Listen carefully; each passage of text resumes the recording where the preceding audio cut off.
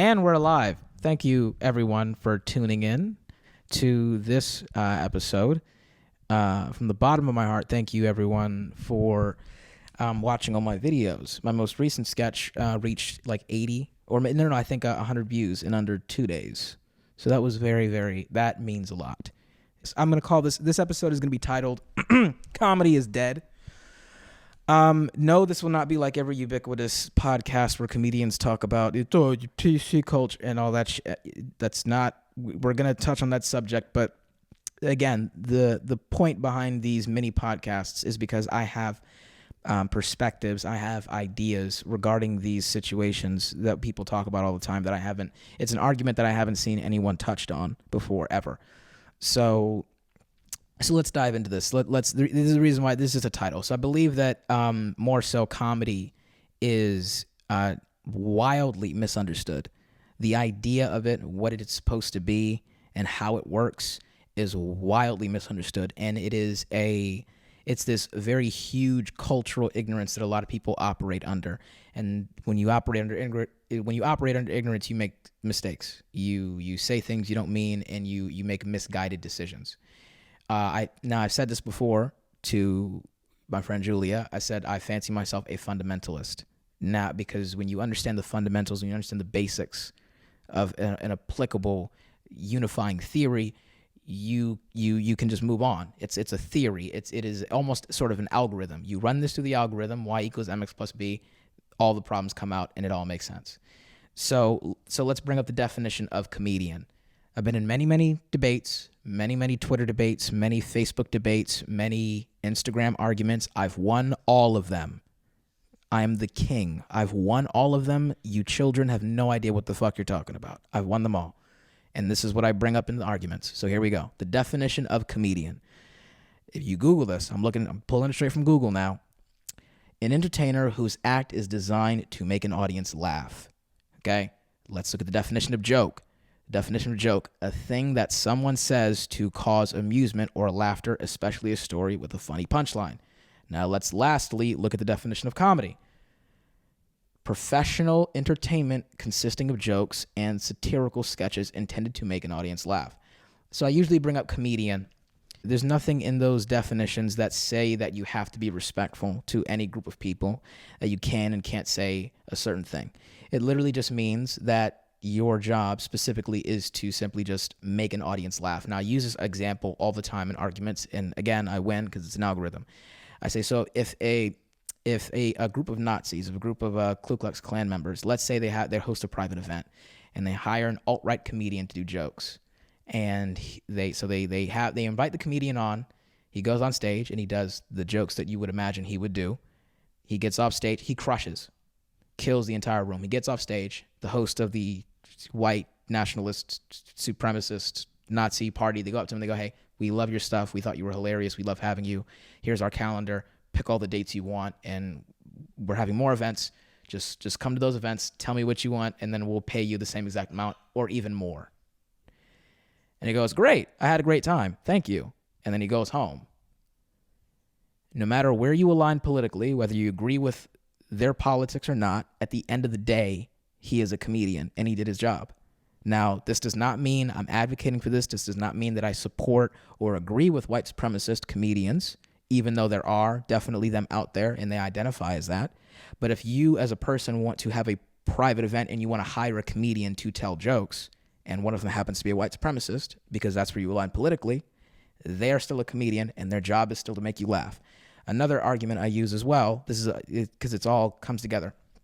If being a comedian was a government job and you had to go to an office and sign up for it, they would literally sit you down in the room and they would go, it would be a nice black woman, usually is. She would sit you down and she would go, okay, so the definition of a comedian, they would literally hand you like papers to sign, and then your job description would literally read, as a comedian, your job is to be an entertainer whose act is designed to make an audience laugh. Now, what she will tell you is the real world applications of this definition means that humor is subjective. Not everyone's going to find you funny. I can point you to a group chat. I can point you to viral tweets, thousands and thousands of viral tweets of people saying Kevin Hart is not funny, Dave Chappelle is not funny, Eddie Murphy is not funny. I can point you to all these people. So humor is subjective. Now, your job is to simply be funny to a specific group of people, and you build your audience based off of that. Because there are Andrew Schultz fans who just so happen to not be, let's say, Sebastian fans or whichever, ex-comedian. So find your group of people, find your audience, build them, and make them laugh. Not everybody likes puppet shows, but nevertheless, I forgot his name. No, it's not Tom Segura. Whatever the puppet guy's name is, he's one of the highest paid comedians. I don't like puppets. I don't think they're funny at all. But nevertheless, he's built an audience off of that. There are tons of comedians who have these jobs, who have an audience that you have no idea about because they're kind of low key about it, and they don't even live in LA or New York. So the woman would sit you down. She would tell you that. She would go, just find your audience and build them. So if you're white supremacist, but you're a comedian, well, there are some groups for you to. There are groups for that, and you could make a lot of money off of that. But again, so the problem that we run into, the argument whenever somebody makes like an offensive joke, is they go, okay, well that's not funny. The point of a joke is that it's supposed to be funny. Once again, humor is subjective. Not everybody's going to find something funny.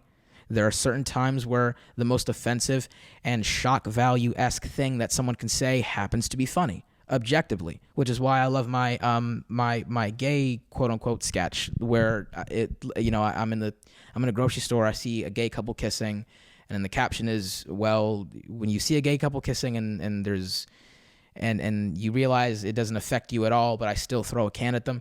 It's objectively funny because the many people who contacted me about that, they were like, dude, I'm going to hell for laughing at this. That is one of the best compliments I'll ever get, because even they know, no matter where they line politically, it's still hilarious. Objectively, it's funny. So once again, humor is subjective, right? So we already have that. Now it's very shameful, and I genuinely feel almost disrespected as an artist when I see comedians participate in this ignorance as well. They believe that there are certain comedians, obviously, that believe that you should and shouldn't say certain things, that certain topics shouldn't be touched on, right? And again, once again, this is not going to be one of those cliche, the PC culture, their group think, whatever, which is true. Here's the real problem with these comedians. They don't understand the culture of it. So, for example, there are these comedians, and they go, one time a guy said the N-word on stage. He was white, and it made the whole room laugh. And I talked to him afterwards, and I was like, hey, I don't think that was funny. I don't think you should have done that. And then the comedian apologized. And it's like, again, even if you disagree with him saying the N-word and him being white, he made the entire room laugh. You admitted that in your story. So, again, at the end of the day, he did his job. And to go back to the office job, government job analogy, the black woman would tell you, as long as you make people laugh and you get paid for it, you're doing your job. It doesn't, my opinion, my personal beliefs does not matter. So the problem with these comedians is they don't understand the culture of it. You have all these fucking, misandrist comedians, these stupid fucking progressive, non-toxic, feminized comedians, these pussies, here's why I think women are better than men, bitch ass fucking comics. They come in and they go, that's not funny. That joke wasn't funny. It was misogynist. That joke wasn't funny. It was homophobic. It was all these things, right? So here's and they go on Twitter and they try to debunk the problem with straight men in comedy, and they say, well, it's all misogynistic and it's all homophobic, right? These are the same people who go, we should leave indigenous tribes alone. We should respect the way people in other countries and other tribes conduct themselves, and it's wrong for us to impose our Western views on those people, right? These are the same people, these are the same female comedians, these are the same gay comedians who go on and they go, all straight males' humor is being homophobic or misogynistic or hateful or bigoted. That's where their humor lies. That is the culture of comedy. It's mainly men, predominantly straight men, busting each other's balls. They dish what they can take out. They give each other shit.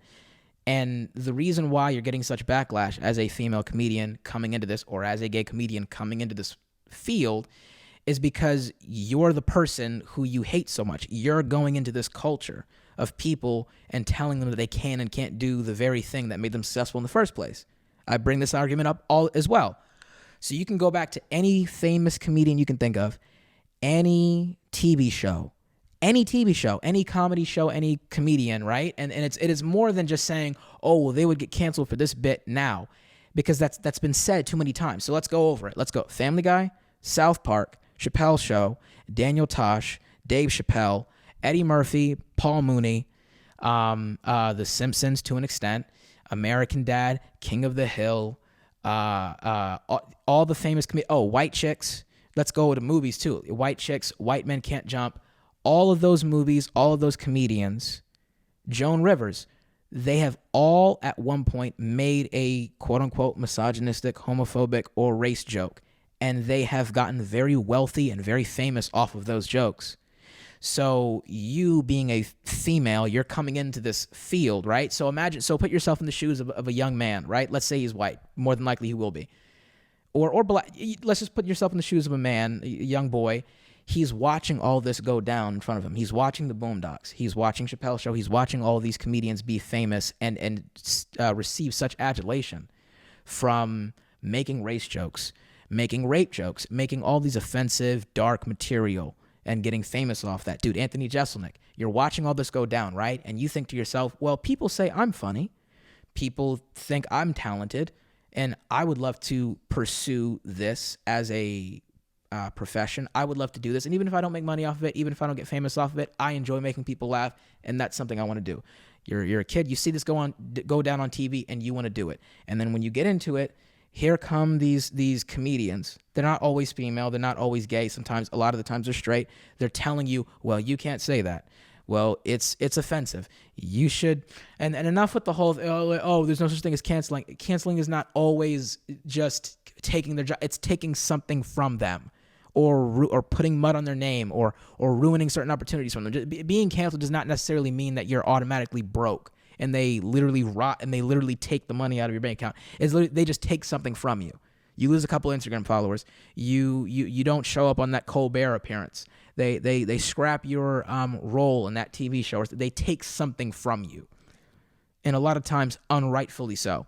It happens when it's an undeserving context. So again, this is why you're not getting any headway at these comedy clubs. This is why people don't like you, why people don't want to be around you, because you're going into this culture of men being hilariously offensive, vulgar, and dark, and you're telling them they can't do that. You're telling people who were inspired by all of your favorite comedians that they can't do the very thing that made them successful. You're watching Daniel Tosh. He's making rape jokes. He's making race jokes. He's funny. He has a special. He has money. He has his own TV show. I want to do that. You go to a comedy club, and here comes this dumb bitch with her titties out, black leather jacket, tight jeans, boots, and she does a joke about the patriarchy and it's a middle finger to male culture, and they're clapping, and then you can't. This is why people don't like you, is because you don't understand the culture, you don't understand the definition, and I guarantee you, if I brought these definitions to those like PragerU or those conservative channels that go around public and they ask people to define the words they use all the time to argue with people on the internet. If I went to the majority of comedians that we go to in Los Angeles right now, who I know personally, if I went up to them and I was like, can you define the definition of comedian for me, verbatim, word for word, as if it were your job? Because genuinely, I believe that this is something that you should be able to recite as if you were a cop and it's your badge number. What is the definition of a comedian? An entertainer whose act is designed to make an audience laugh. You should be able to recite that immediately. Because Kevin Hart sometimes does this where they ask him, well, what's your job? Well, my job is to, look at things a certain way. My job is to, be. No, this is literally your job, because it automatically implies that humor is subjective. So, I wish I could add more to this, but I mean, there's just so many comedians. It was like I had a comedian friend of mine who was like, oh, I thought that joke was in bad taste, and he has a list. Punch you in the fucking face. It's fine. It was in. You think it was in bad taste? I had like 6 people call me and tell me that was the funniest shit they saw all week. Shut the fuck up. Enough. I'm tired of this. Everybody, I'm tired of it. And there's a lot. And there's this culture of fear. Here's another thing too, in terms of like comedians, which is something that I've noticed that's kind of gone now, is the spirit of this fuck you attitude. People are so phony. Like, where is this fuck you attitude where it matters? Because a lot of women, a lot of gay people love going on stage and they love making jokes about straight men, and they believe that they're punching up, and they believe that it's an fu to the establishment, right? But it's like, where that energy is kind of gone. That spirit of not giving a fuck what anybody thinks about you is gone, because half the time they spend their act apologizing for something they're about to say. So what happened to just not giving a fuck? Like, what like the like, grab your balls energy that I saw in Murphy, that I saw in Tosh, that I saw in the writers on television series. I don't see that anymore. And it's very like this catty, gossipy shit. I don't see that energy anymore, and that's kind of lost. And I don't want to boast myself up as this, because the whole King of Los Angeles is a persona that I put on. It's very fun. It's very, it makes me happy. I enjoy doing it, but I genuinely feel like I'm one of the very few, alongside a few other open mic comedians, who does this, who's not afraid. People are afraid to upset people. Where is this? And you're not afraid to upset the people that you deep down know everybody already we get it. That's why you're on stage and you're making fun of men, because nobody's going to be upset about you at you for doing this. People are going to get upset at me for the shit that I say. The amount of people who text me on a daily basis who are like, dude, that joke was a little, I don't know, you probably shouldn't, dude, you're wildin'. I'm always wildin'. Every day I'm wildin'.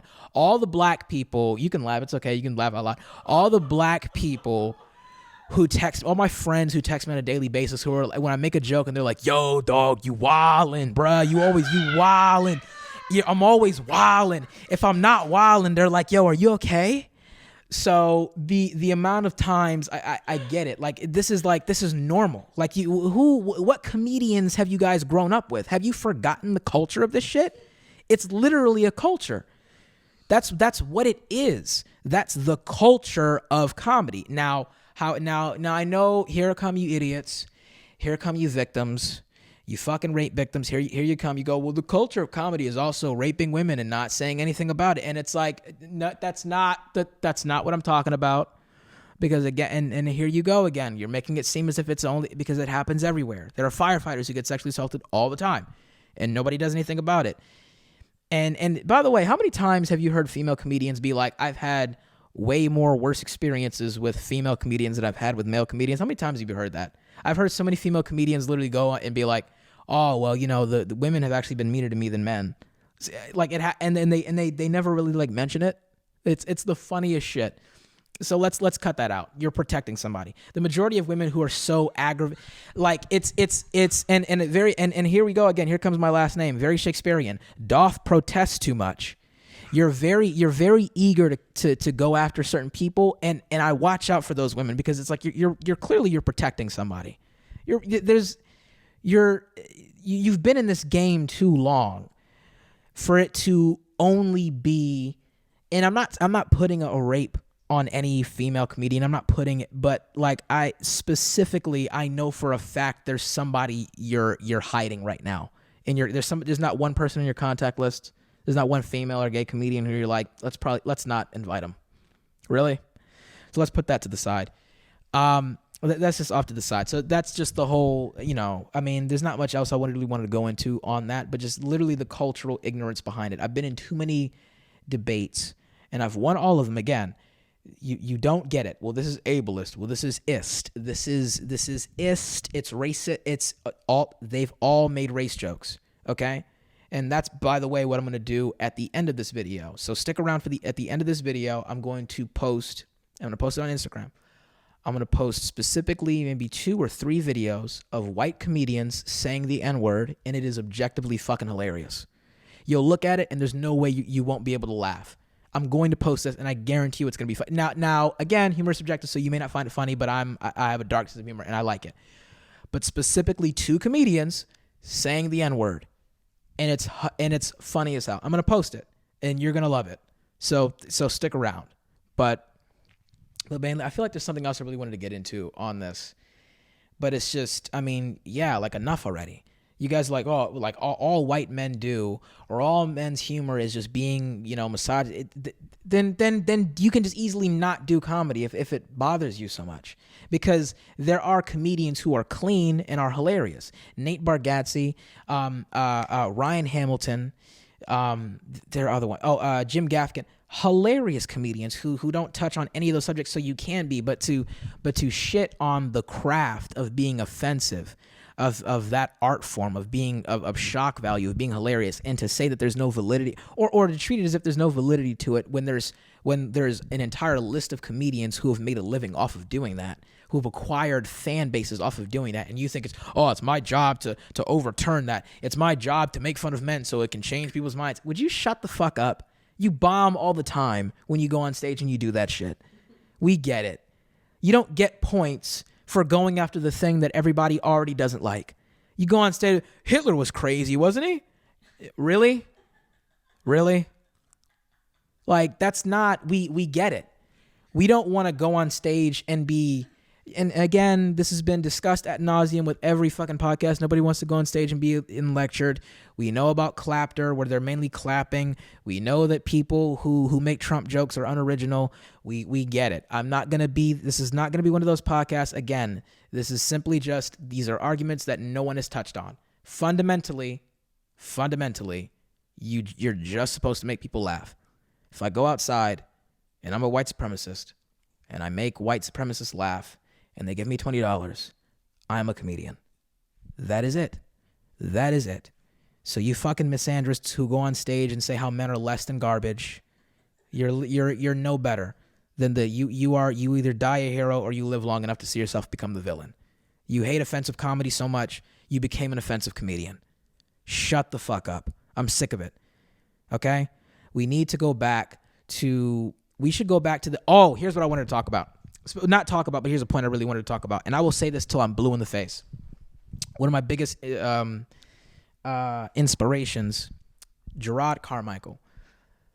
I recommend everybody go and watch Gerard Carmichael's special, Love at the Store, because it specifically encapsulates a time during the Obama administration that I miss so much.